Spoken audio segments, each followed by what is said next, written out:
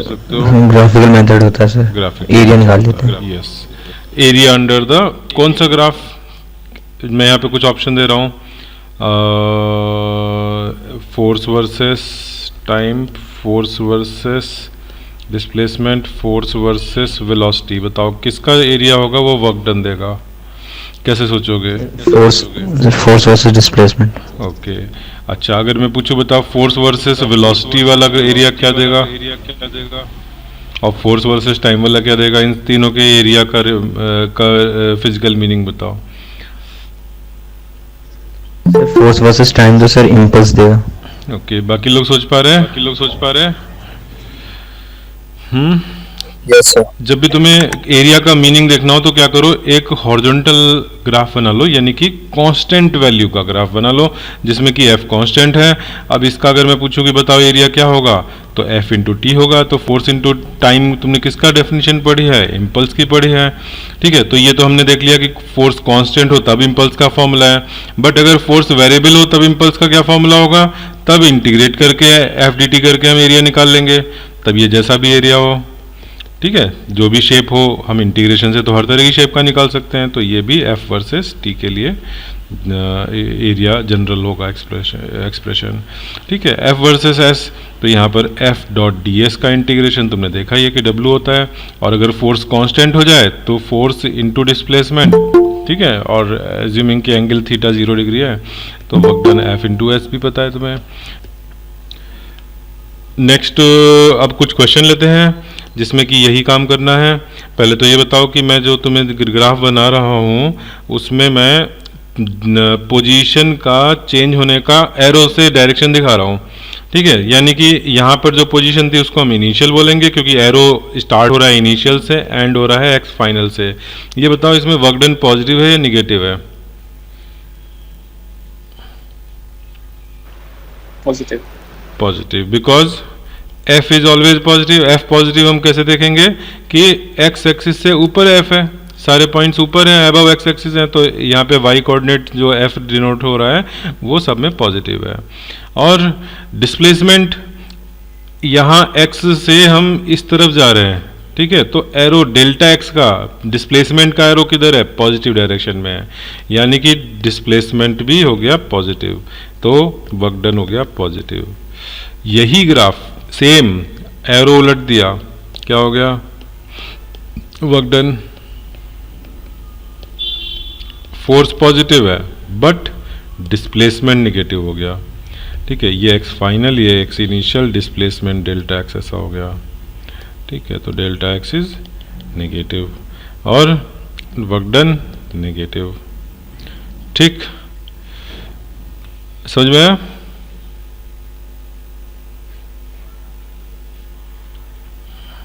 बोलो, समझ में आया सबको? नेक्स्ट। नेक्स्ट नेगेटिव अच्छा, क्या दिक्कत रही इसमें? बोलो सर। नेगेटिव कैसे हुआ सर? क्या चीज नेगेटिव कैसे हुआ? सर एक के नेगेटिव होने से सर मतलब वर्ग नेगेटिव है। डेल्टा एक्स नेगेटिव है, यानी कि अगर एफ और डेल्टा एक्स का प्रोडक्ट करूँ तो नेगेटिव है। या अगर हम थोड़ा सा और बात करें 3D एरिया में, हालांकि तो 1D मोशन ही है क्योंकि एक्स ले रहा हूँ मैं, ठीक है, तो 1D में ही बात करते हैं। चलो, फोर्स पॉजिटिव है एक्स डायरेक्शन में, यहाँ पे केवल 1D मोशन है तो F is by default in positive x direction, delta x negative है तो 180 डिग्री हो गया, ऐसे कह लो, या एक चीज़ पॉजिटिव एक चीज़ नेगेटिव है।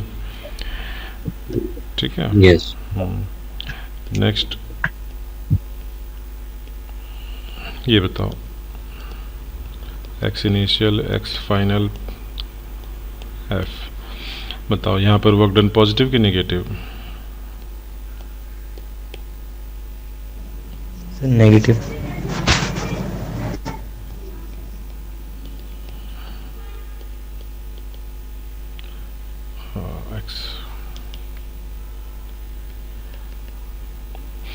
फोर्स कैसा है? नेगेटिव है। डेल्टा एक्स कैसा है? पॉजिटिव है, तो वर्क डन कैसा हुआ? नेगेटिव। यहाँ पे force negative, delta x negative and work done positive. ठीक, तो केवल ये नहीं देखना है कि फोर्स जो एरिया है वो बिलो एक्स एक्सिस है, बिलो एक्स एक्सिस में भी वर्क डन पॉजिटिव हो सकता है, बिलो एक्स एक्सिस में नेगेटिव हो सकता है, ठीक है, अबव एक्स एक्सिस में नेगेटिव हो सकता है। तो केवल इतना सा नहीं, पूरी चीज देखनी है, ठीक। जनरली बुक्स में लिखा रहता है कि area below the x axis होगा, एफ एक्स ग्राफ में वो निगेटिव एरिया होता है तो उसमें वर्क डन नेगेटिव होता है, ठीक है। तो बट उसमें फर्दर वेरिएशंस पॉसिबल है। तो सेकंड वाले में डेल्टा एक्स तो नेगेटिव कैसे हुआ? देखो एरो, देखो एरो किधर है, ये सेटलमेंट, हाँ हायर वैल्यू ऑफ एक्स से लोअर वैल्यू ऑफ एक्स पे जा रहा है डिस्प्लेसमेंट में। Yes sir.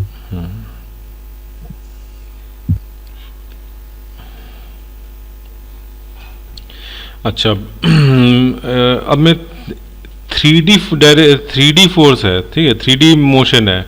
3D मोशन में फोर्स के भी तीनों कंपोनेंट हैं और पोजीशन के भी एक्स वाई जेड कंपोनेंट में चेंज हो रहा है, ठीक है। तो यहाँ पे 3D मोशन में तुम्हें वर्क डन निकालना है यूजिंग ग्राफ, ठीक है।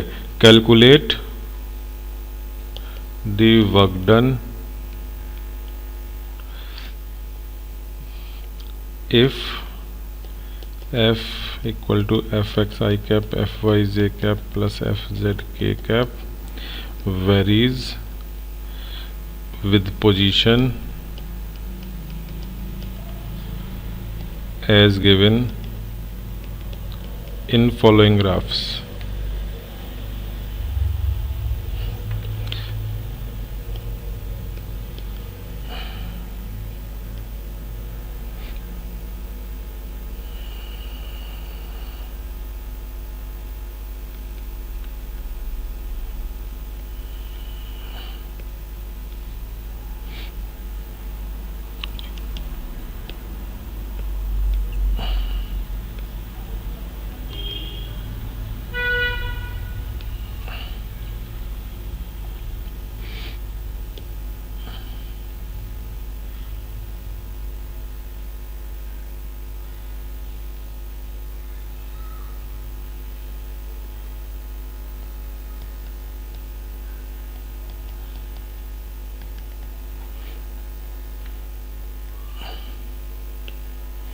यहाँ पर x initial, this is x final, this is x initial, this is x final, 4 2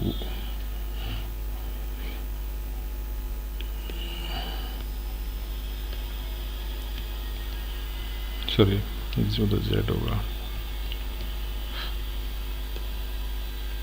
यहाँ y था, यहाँ पे z होगा, यहाँ पर fz होगा।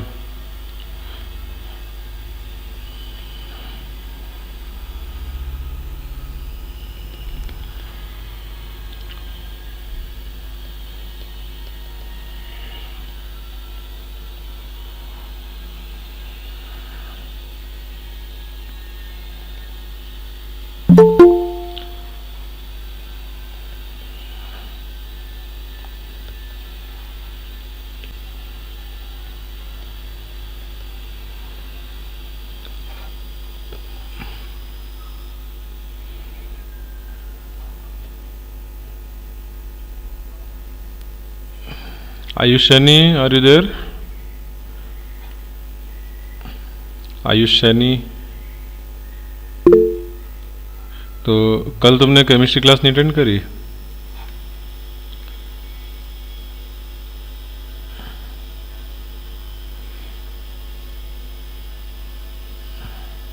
Okay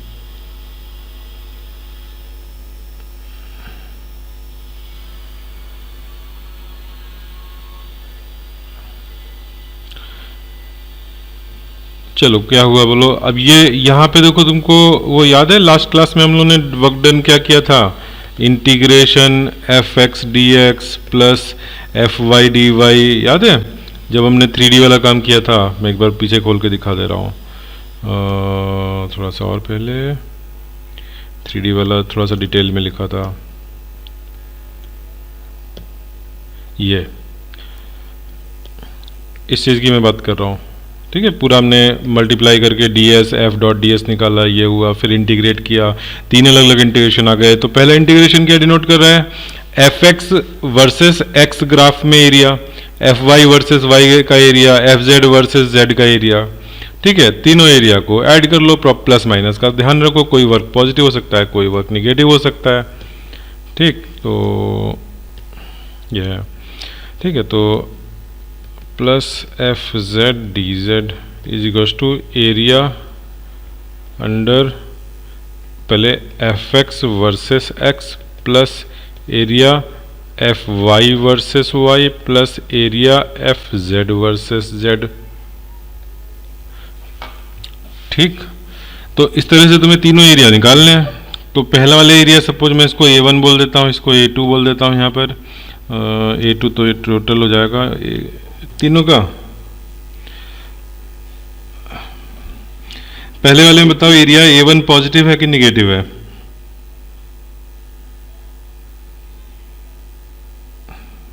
positive.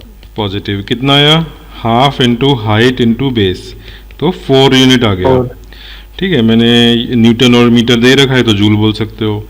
ठीक है, अगली की बात करते हैं। तो अगला A2 में दो पार्ट हैं। ठीक, मैं A2 में मान लो बोल देता हूँ इसको A और इसको A डैश। ठीक है, तो A2 is equals to A plus A dash. Now what is A? A positive है कि निगेटिव है? बताओ। ये निगेटिव है बिकॉज इनिशियल यहाँ है, फाइनल यहाँ है, ये वाला है प्रोसेस। तो ये हो गया निगेटिव, ये हो गया पॉजिटिव। ठीक, तो एरिया जो पहला वाला निगेटिव है वो कितना है? 3 इंटू 2 6, और नीचे वाला जो पॉजिटिव हुआ वो हुआ 4 माइनस 2, 2 तो हो गई उसकी विड्थ, और नीचे चला गया 4, 4 इंटू 2 8, तो ये आ गया प्लस का 2 जूल। समझ में आया सबको? जो मैंने लिखा है वो समझ में आया? 4 इंटू 2 एंड 3 इंटू 2, तो ये हो गया। अब एरिया A3 की बात कर लेते हैं। Area A3, what is A3? तो सर A2 में 6 नेगेटिव क्यों था? ये देख रहे हो, व्हाट इज दिस? अभी सर्किल किया मैंने। Okay sir, final. ठीक है, फाइनल, ये है इनिशियल। ठीक, यहाँ पे मैंने वापस कन्वेंशनल कर दिया। ठीक है, तो अब यहाँ पे ऊपर वाला पॉजिटिव है, नीचे वाला नेगेटिव है। ठीक है, तो ऊपर वाला पॉजिटिव कितना है? पॉजिटिव है 3 इंटू 3 9, और नीचे वाला नेगेटिव कितना है? 5 माइनस 3 तुम्हारा ये कितना हो गया? 2 यूनिट्स हो गया। ठीक है, एंड दिस इज 3 यूनिट्स, और इसका हाफ करोगे 6 इंटू हाफ, तो माइनस का 3 हो गया नीचे वाला, तो ये प्लस 6 जूल आ गया। अब ऐड कर लो तो 6 4 2 12 हो गया। ठीक है, तो ए टोटल आ गया 12 joule. This is the answer.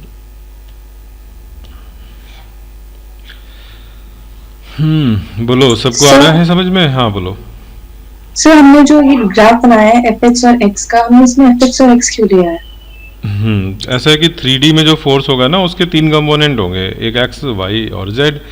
ऐसे इस तरह से लिखोगे जैसे मैं ऊपर अभी सर्कल बना रहा हूँ, देखो। ठीक है, ये जो है f के 3 कंपोनेंट हुए। अब 3 कंपोनेंट एक ग्राफ में तो दिखा नहीं पाओगे, एक ग्राफ में तो केवल एक ही कंपोनेंट दिखेगा। तो ये 3 ग्राफ एक ही फोर्स के 3 कंपोनेंट। और अगर तुम देखो एरिया में कौन सा चाहिए होता है? fx वर्सेस x का।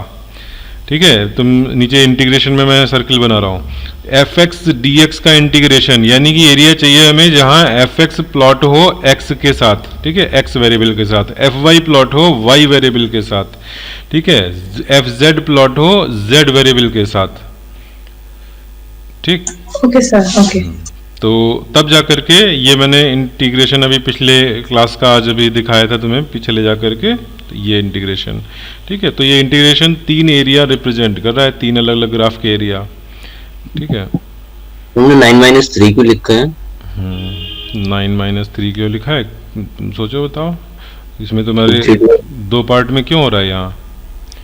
क्योंकि एरिया 2 पार्ट में, ग्राफ 2 पार्ट में।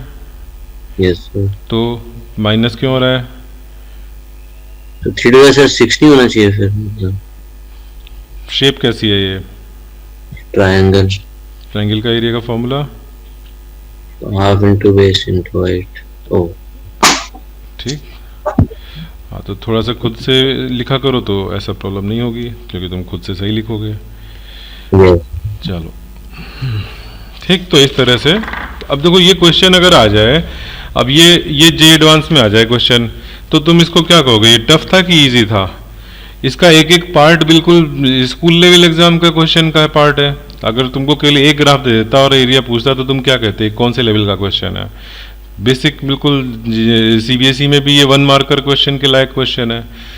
ठीक है, तो ऐसा नहीं कि जेई मुश्किल है। जेई क्या है कि छोटी छोटी सी ब्रिक्स से बना करके, ठीक है, छोटी छोटी ईंटों से मिला करके बड़ा सा घर बना देते हैं। घर मतलब क्वेश्चन, ठीक है, क्वेश्चन देखने में डरावना होता है, होता वो छोटे छोटे बिल्डिंग ब्लॉक से है। अब वो छोटे छोटे बिल्डिंग ब्लॉक क्लियर हैं तो बड़ा भी बन जाएगा। अब वो छोटे वाले क्लियर नहीं है, भले ही तुम कितनी 4 कोचिंग के स्टडी मटेरियल लगा लो, लेकिन वो बेसिक ब्लॉक क्लियर नहीं है तो फिर क्या रटने से होगा? कभी क्वेश्चन रटने से सिलेक्शन नहीं होता है। ठीक है, जेई जैसा कोई सिलेक्शन तो छोड़ो, नीट में नहीं क्लियर हो पाएगा रटने से। ठीक है, इसीलिए नीट में लोग 2-2 3-3 साल कोचिंग करते रहते हैं और फिजिक्स उनको लटकाए रखता है, क्योंकि हमेशा अप्रोच उनकी बायोलॉजी वाली होती है कि रट करके करो फिजिक्स। ठीक है, और एक बार जहाँ समझ के कर लेते हैं तो वहाँ फिर बहुत अच्छे मार्क्स आ जाते हैं बच्चों के। चलो, तो ये हो गया। तो नेक्स्ट आते हैं वर्क डन बाय ग्रेविटेशन। ठीक है, अब मैं एक एक टाइप के फोर्स का वो लूँगा कि इस टाइप के फोर्स में वर्क डन में क्या खास बात है, दूसरे में क्या खास बात है। हालांकि हम लोग वर्क डन कर चुके हैं, ठीक है, तुम्हें सब आता है, लेकिन एक बार रिकैप कर रहे हैं। तो work done by gravitational force, number 1, gravitational force किधर लगता है? डाउनवर्ड लगता है। किस पॉइंट पर एक्ट करता है ग्रेविटेशनल फोर्स? अगर बॉडी पॉइंट ऑब्जेक्ट नहीं है, बॉडी लार्ज साइज ऑब्जेक्ट है, रिजिड बॉडी है, तो उसमें हम क्या कह सकते हैं कि कहाँ पे लगता है? सेंटर ऑफ ग्रेविटी पर। ठीक है, तो हम किसका देखते हैं वर्क डन के लिए डिस्प्लेसमेंट? पॉइंट ऑफ एप्लीकेशन का। पॉइंट ऑफ एप्लीकेशन एक्चुअली तो जितने पार्टिकल हैं उसमें इनफाइनाइट पार्टिकल हैं, हर पार्टिकल पर अलग अलग लग रहा है, लेकिन because of definition of centre of gravity हमारे लिए कैलकुलेशन बहुत ईजी हो जाएगी अगर हम एक केवल सीजी के मोशन को, सीजी के डिस्प्लेसमेंट को देखें। ठीक है, तो नंबर 1, सिंस वी कैन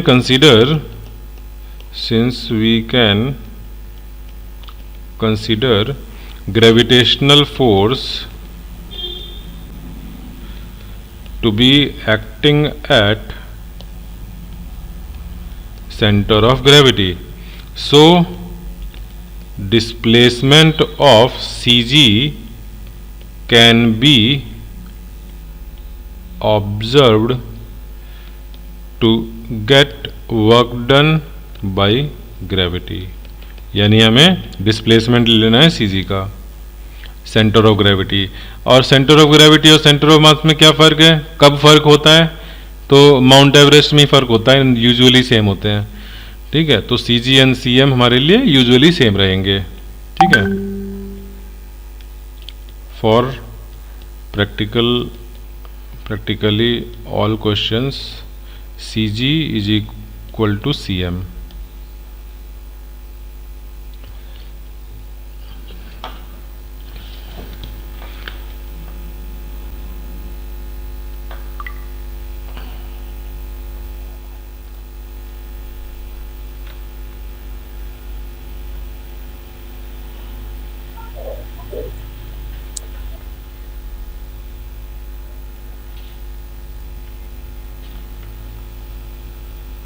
ठीक, अच्छा नेक्स्ट पॉइंट लिखो, work done by gravity does not depend on path.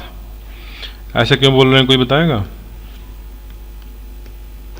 because it's a conservative force. It's a conservative force. Yes, good. Work done by gravity doesn't depend on path. ठीक है, and it depends only on initial and final points, points of the path. It depends only on initial and final points of the path. Because भी लिख लो, because gravitational force is conservative force.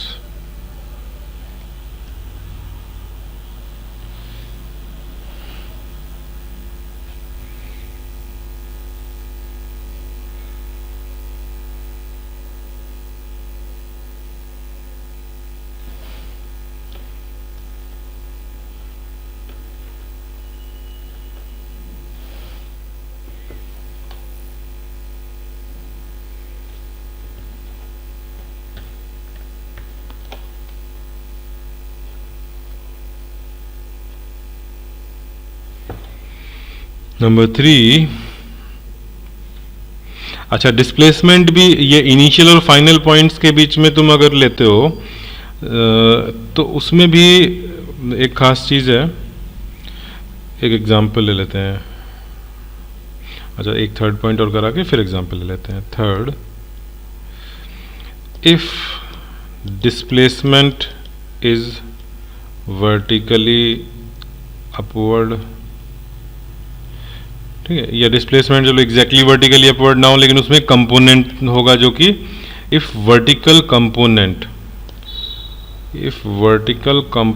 Of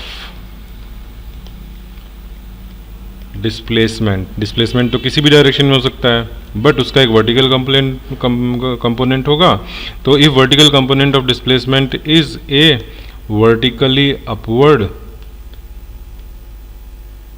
तो work done बताओ positive कि negative, and vertically downward में कैसा होगा? Work done bye gravitation की बात हो रही है।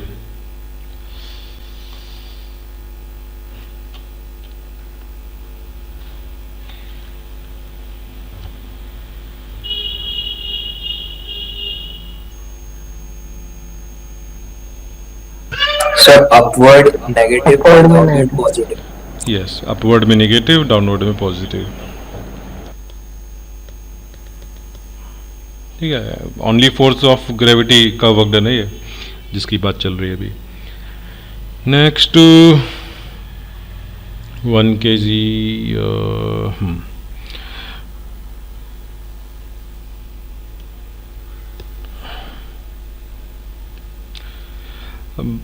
सपोज ये मैं स्ट्रेट मैं ऐसे बोलूँ, चलो एक ये 1 kg का मास है, 5 मीटर हॉरिजॉन्टली डिस्प्लेस हुआ, बताओ वर्क डन कितना होगा? Work done bye gravitation 0 calculate 0 हो गया। ठीक है, अच्छा ऊपर की तरफ 5 मीटर ले गए, 1 kg मास,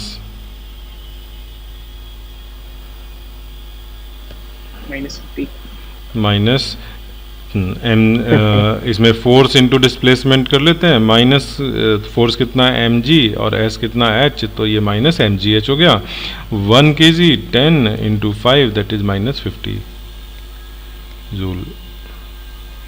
ठीक है, अच्छा डाउनवर्ड वाला भी ऐसे कर लोगे। अब मैं लेता हूँ कोई एंगल पर 37 डिग्री पर लिया, 5 मीटर ऊपर गया है, 1 kg का मास है,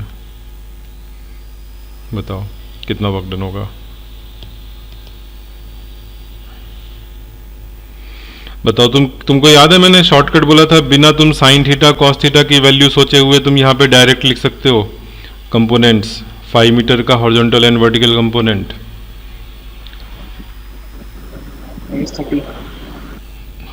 वर्टिकल कितना? वर्टिकल 3 है जो वर्क डन है दैट्स तो इसमें तुम्हें ऐसे नहीं सोचना कि वर्टिकल f 5 इंटू साइन 37 होगा। साइन 37 कितना होता है?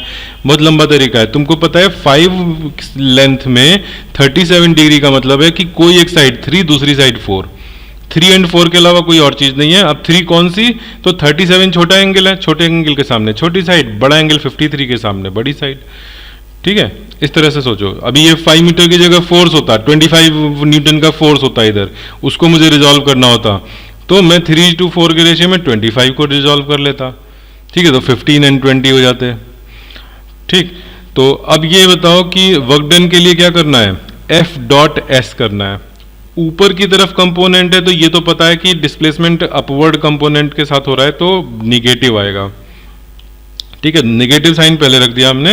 अब हम जानने की कोशिश करते हैं कि व्हाट इज द मैग्नीट्यूड। तो 1 kg पर mg कितना लगा, 1 kg पर mg फोर्स कितना लगा और किधर लगा, डाउनवर्ड लगा, 10 न्यूटन फोर्स। ठीक है, mg।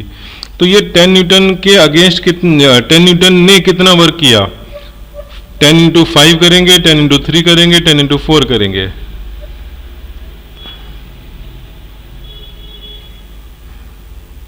तो अभी तुम लोगों ने देखा था कि हम लोग 10 into 3 हाँ integration F X D x करके और एफ वाई डी वाई करके अलग अलग ऐड कर लेते हैं वर्क डन। ठीक है, तो इस फोर्स का हॉरिजॉन्टल कंपोनेंट कितना है, 0 है। ठीक है, तो हॉरिजॉन्टल कंपोनेंट 0 है तो ये वाला कंपोनेंट वर्क डन 0 हो गया, चाहे डिस्प्लेसमेंट कितना भी हो। और वर्टिकल में एफ वाई डी वाई, तो तुम एफ वाई कॉन्स्टेंट है तो सीधे सीधे F Y into delta Y लिख सकते हो। ठीक है, तो एफ वाई 10 न्यूटन और 3 का डिस्प्लेसमेंट, तो 10 इंटू 3 30, तो -30 जूल वर्क डन हो गया।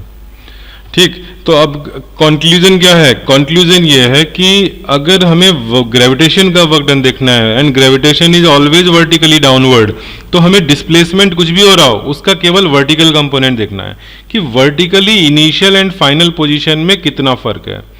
ठीक है, हाइट वाइज कितना फर्क है, बस उतना देखना है। ठीक,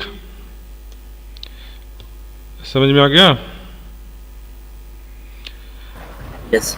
अच्छा, कहीं पार्क में इस तरह के स्लाइडर पे फिसले हो, इस तरह का कुछ आर्बिट्री सा शेप। सपोज ये 5 मीटर है, यहाँ पर 1 kg का ये मास रखा हुआ है, इधर ये 10 मीटर है। ठीक है, इसकी शेप कैसी है वो मैं नहीं बता रहा हूँ, बस ये बता दो कि ये जब तक ये बॉटम पॉइंट पर आएगा तो उसमें वर्क डन कितना होगा, वर्क डन बाई ग्रेविटी।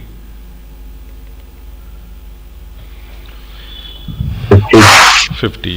ठीक है, F कितना हुआ, 10 न्यूटन का फोर्स लग रहा है mg, और उसमें तुमने बस ये देखा कि वर्टिकल फोर्स डिस्प्लेसमेंट कितना है। ठीक है, F वर्टिकल है इनटू डेल्टा वाई देखा कि 5 दे रखा है सीधे सीधा, तो +50 हो गया डाउनवर्ड में। ठीक है, तो it does not matter what is the shape of the path. ठीक है, शेप ऑफ द पाथ कुछ ऐसा भी हो जाता तो इसमें भी वही वर्क डन होता। शेप ऑफ द पाथ ऐसे ले आते, स्लाइड तो नहीं करेगा ऐसे में, बट हम आर्टिफिशियली तो ला ही सकते हैं ऐसे। ठीक है, तो पाथ चाहे ये हो चाहे ये हो चाहे ये हो, किसी भी तरह का पाथ हो, in all the path work done is +50 joule. ठीक है, work done by gravitational force by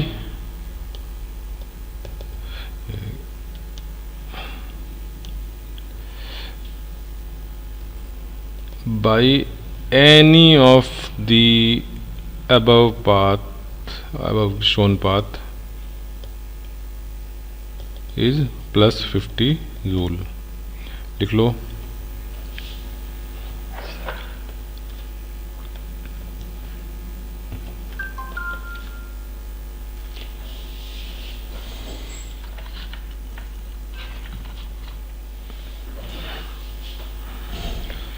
okay, आगे बढ़े। ऊपर जा माइनस आता है।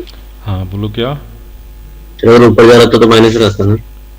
हाँ हाँ बिल्कुल, अभी मान लो उल्टा हम करा देते हैं, ये इनिशियल पोजीशन रख दो, ऊपर वाली फाइनल रख दो, तो -50 हो जाएगा। ठीक है,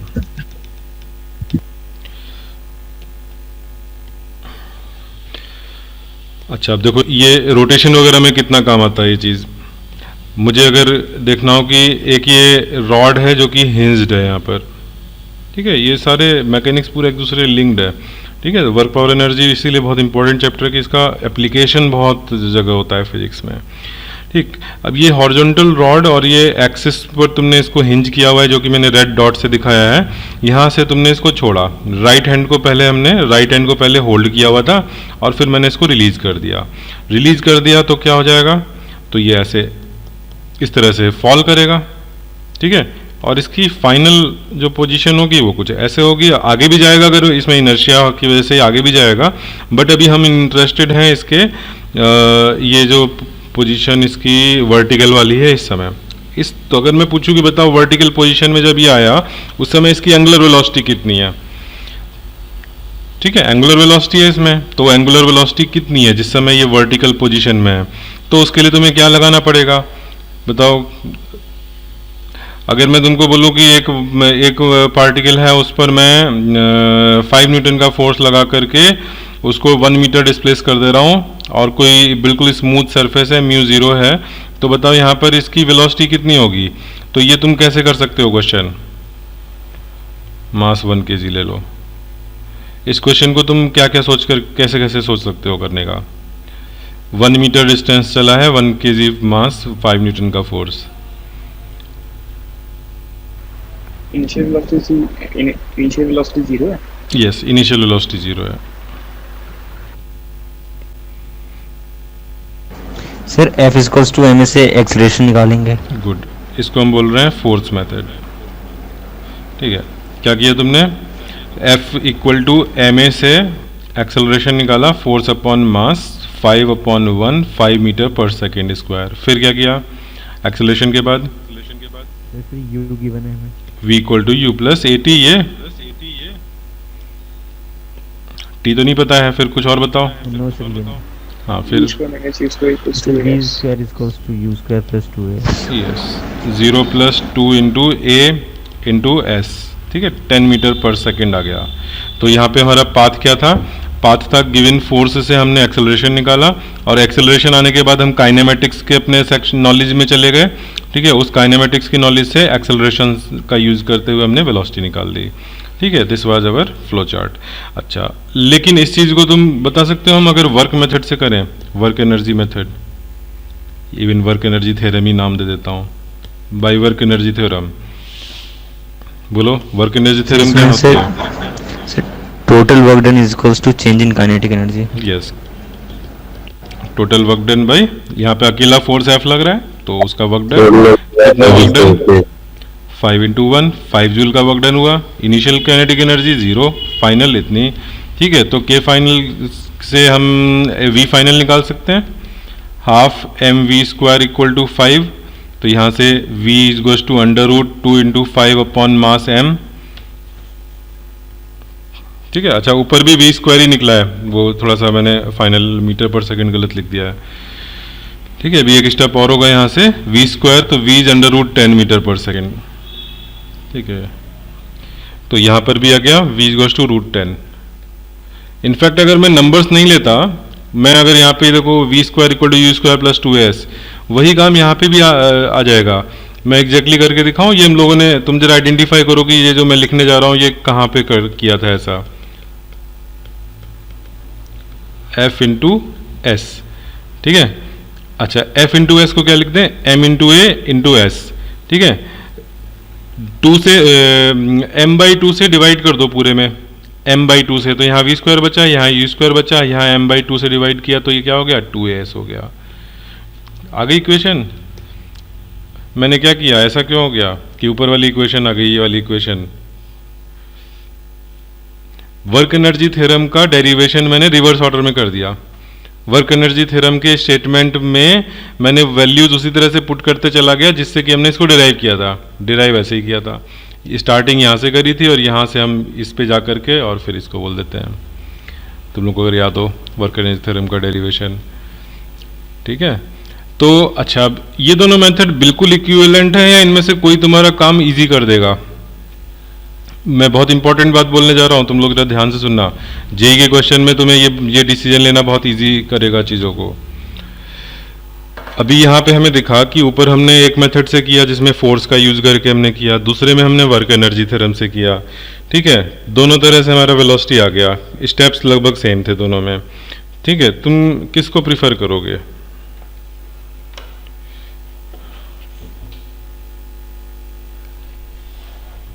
कब किसको प्रेफर करना चाहिए?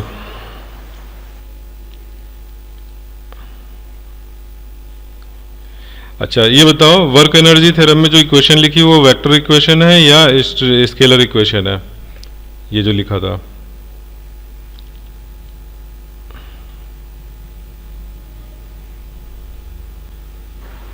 स्केलर स्केलर, ठीक है, यानी 3D मोशन भी होता तब भी एक ही इक्वेशन रहती। और ये इक्वेशन कैसी है, या F equal to M A कैसा है,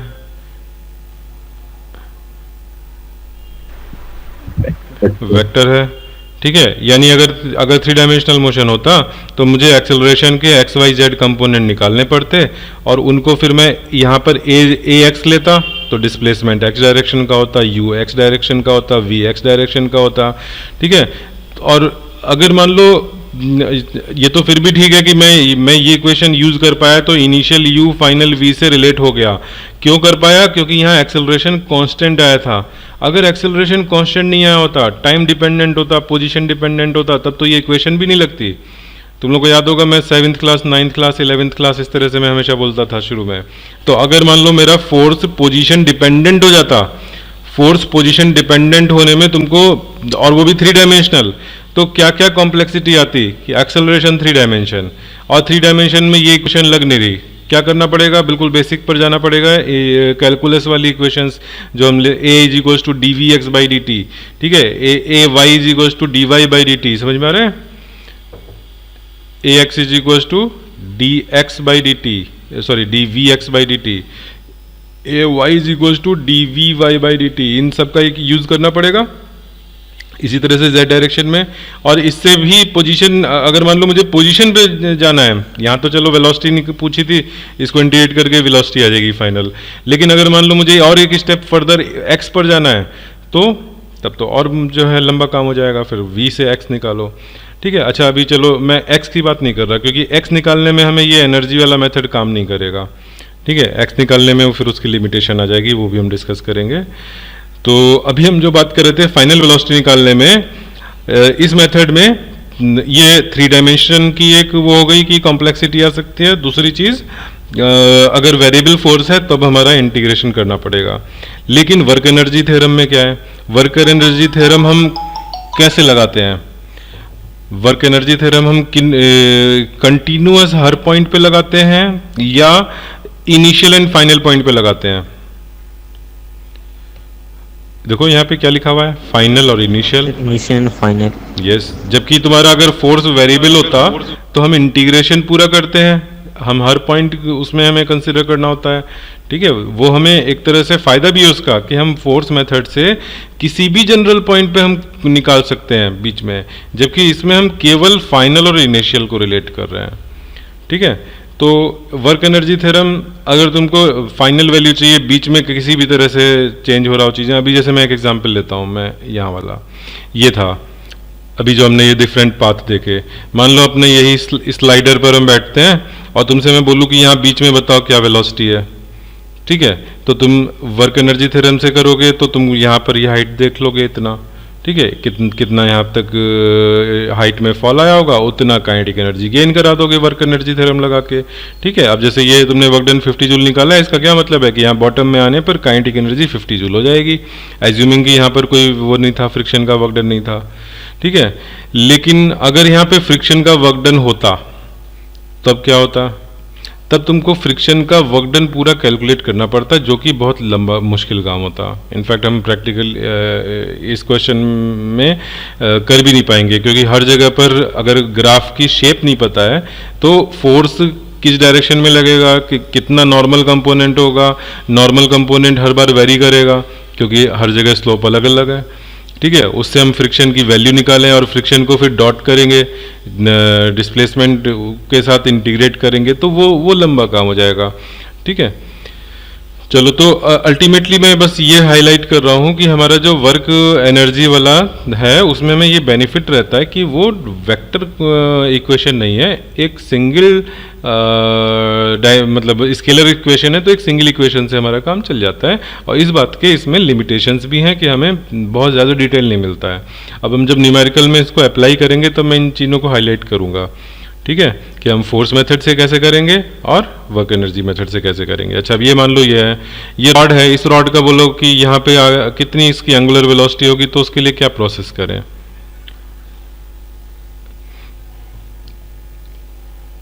इसकी काइनेटिक एनर्जी इंक्रीज हो रही होगी, डू यू एग्री? जब यहाँ से फॉल होगा तो इनकी इसकी काइनेटिक एनर्जी बढ़ जाएगी, काइनेटिक एनर्जी जो बढ़ी वो किसकी वजह से बढ़ी, कहाँ से आई वो? ग्रेविटी। थोड़ा जोर, मतलब थोड़ा डिटेल में बताओ, बस ग्रेविटी बोलने से क्या, थोड़ा सा और बोलो, ग्रेविटी ने क्या किया?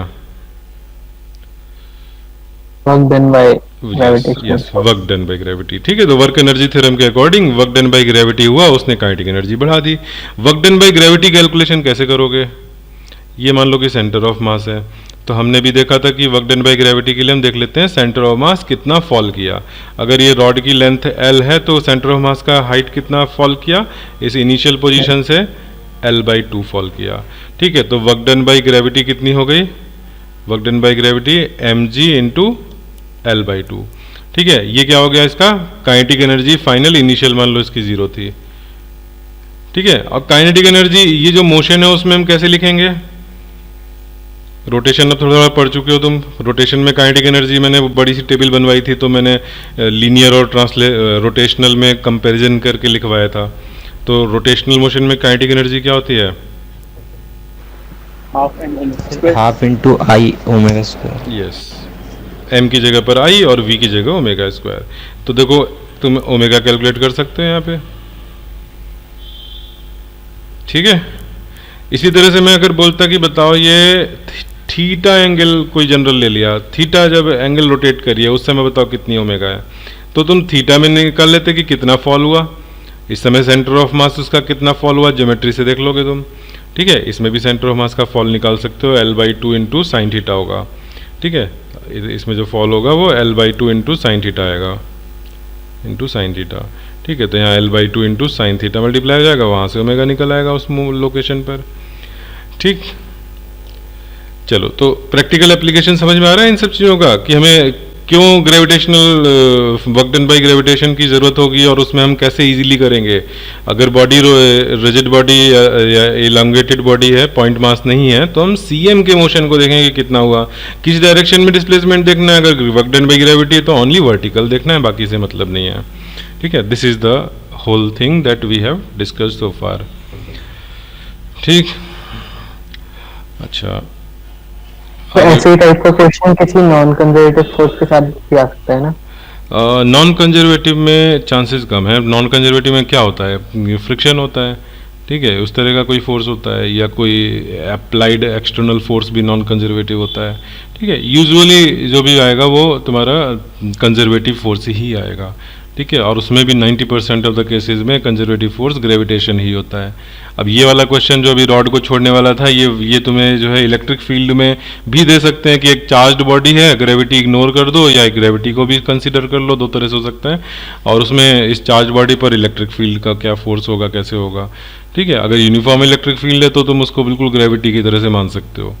ठीक है, हम लोग करेंगे 12th क्लास में जब इलेक्ट्रिक फील्ड करेंगे, तब ग्रेविटी प्लस इलेक्ट्रिक फील्ड दोनों को काउंट करके, और बहुत ईजी होता है वो, कोई मुश्किल काम नहीं है।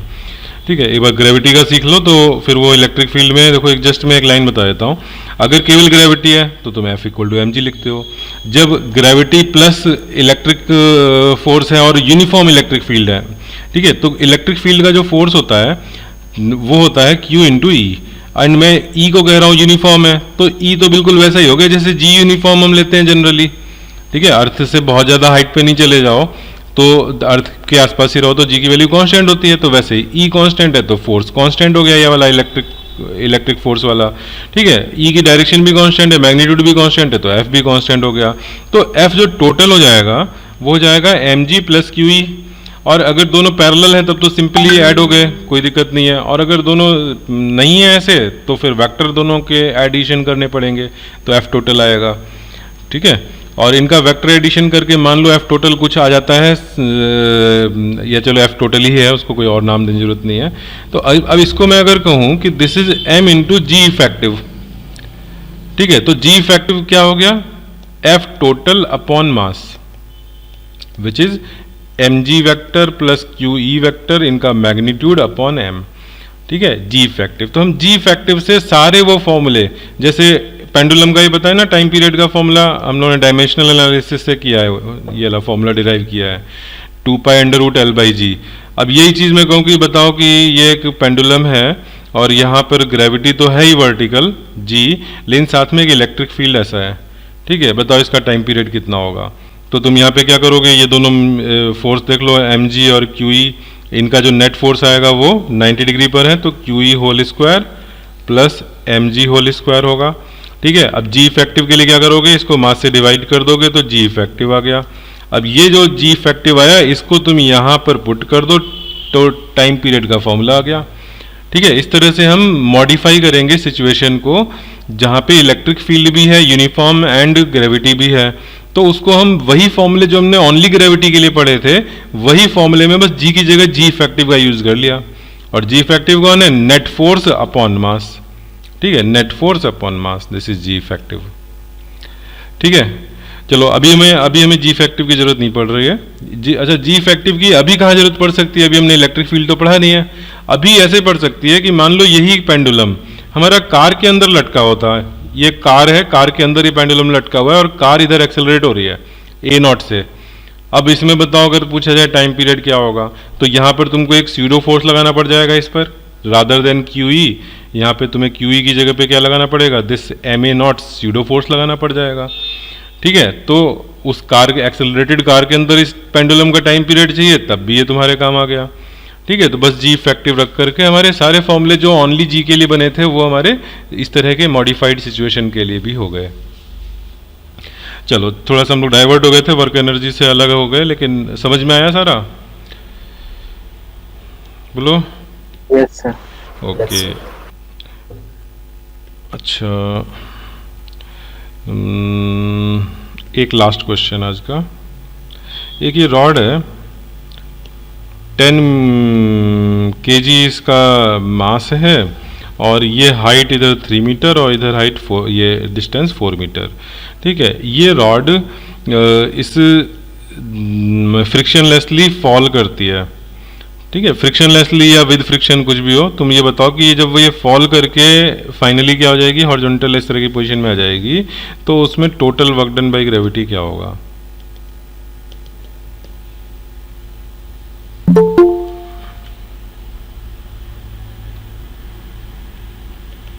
ये इनिशियल पोजीशन है, ये फाइनल पोजीशन है रॉड की, 10 kg मास।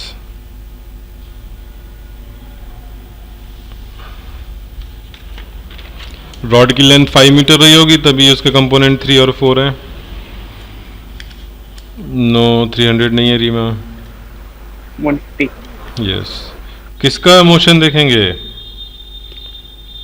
किसका मोशन देखेंगे, centre of mass. Centre of mass में कितना फॉल हुआ। अब ये रॉड ऐसे खड़ी हुई थी, तो सेंटर ऑफ मास की जो हाइट होगी वो इस टोटल हाइट का हाफ पर आएगी कि नहीं आएगी। कैसे, सिमेट्रिक ट्रायंगल से देख लो। ठीक है, किसी भी एंगल पर ये बना हो, मान लो ऐसा भी है, उसमें भी तुम्हारा जो मिड पॉइंट होगा यहाँ पर, उससे तुम हॉरिजॉन्टल लाइन ड्रॉ करोगे तो वो इसका मिड पॉइंट होगा। ये 3 है, ये 3/2। ठीक है, ये एंगल थीटा कुछ भी हो, मिड पॉइंट से हॉरिजॉन्टल लाइन ड्रॉ करोगे तो वो वर्टिकल हाइट को भी मिड पॉइंट पर ही डिवाइड करेगी, मतलब मिड पॉइंट पर ही मीट करेगी, तो 3/2 ही होना है। ठीक है, तो ये जो हाइट का डिफरेंस हुआ वो 3/2 हुआ, तो 3/2 तो हो गया h, और mg हो गया 10 kg इंटू 10g, तो 100 into 3/2 is your mgh work done by gravity. ठीक है, 300/2 हो गया 150 जूल। चलो क्लास ओवर करें अभी ये वाली। अब जैसे अब CBSE क्लास शुरू करना है तो थोड़ा सा ब्रेक दे देते हैं 3-4 मिनट का। ठीक है, नेक्स्ट क्लास में और हम लोग work done by normal reaction and work done by spring force ये सब करें।